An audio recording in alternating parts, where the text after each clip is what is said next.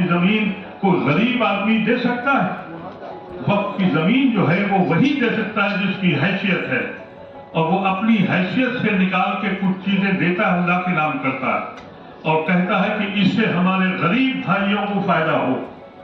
कहा यह जा रहा है पार्लियामेंट के अंदर कि साहब इससे बहुत फायदा होगा गरीबों को और पासमानदारों को। गुमराह करने की एक साजिश चल गई है।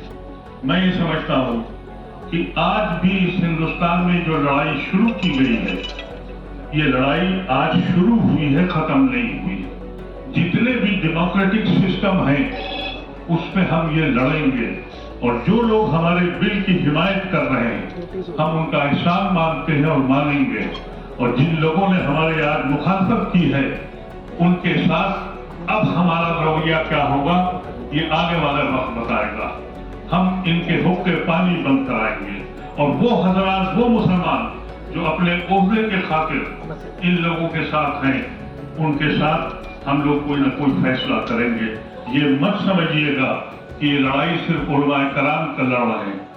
मुसलमान एक गांव का मजदूर, उसका भी दिल हिल गया है, और एक ब्यूरोक्रेट्स और एक फौजी और एक वो भी मुसलमान, वो भी समझ गया है।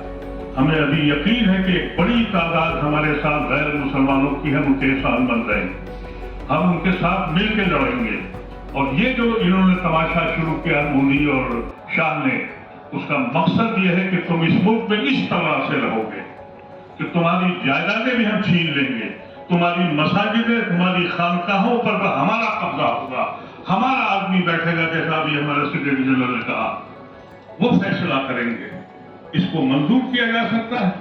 हिंदुस्तान की तारीख में इससे बदतरीन दिन कोई नहीं आया, लेकिन ये मत समझा जाए कि ये कौम मर गई है। हम शुक्र भी करते हैं मोदी साहब का कि उन्होंने हमें जगाने की कोशिश की है। अभी तक हमारे बच्चों को लिंच करते थे, हम इसलिए चुप थे कि उसका बच्चा मारा गया, मेरा बच्चा तो बच गया। अभी तक हमारे पर बुलडोजर चलाते थे, हम ये कहते थे कि उसका घर गिर गया, मैं तो बच गया। अब आज हमारे दीन का मसला खड़ा हो गया है। आप याद रखें, और आपकी मदद हमें चाहिए, इसलिए कि जो सहाफी इंसाफ नहीं करता, सहाफी का तो मतलब यह है कि अगर वो सख्त से कलम चलाए तो हवा के रुख बदल देता है, लेकिन अगर वो बेईमान हो जाए और नाइंसाफी दिखाए तो जमीन पर बोझ हो जाता है। मुझे तवक्को है कि आप इस मसले को इस अंदाज से मत लीजिए।